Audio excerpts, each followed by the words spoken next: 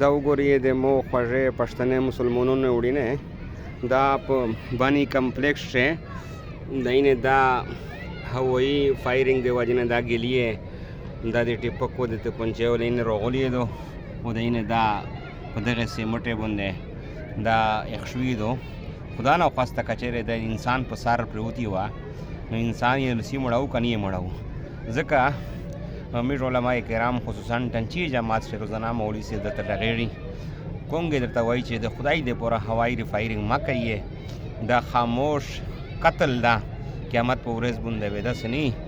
چې سړی ته پتا نه وي نو چې په هوائی فائرنگ باندې سیک مړ شوی په قاتلینه شوی ویلوړ دي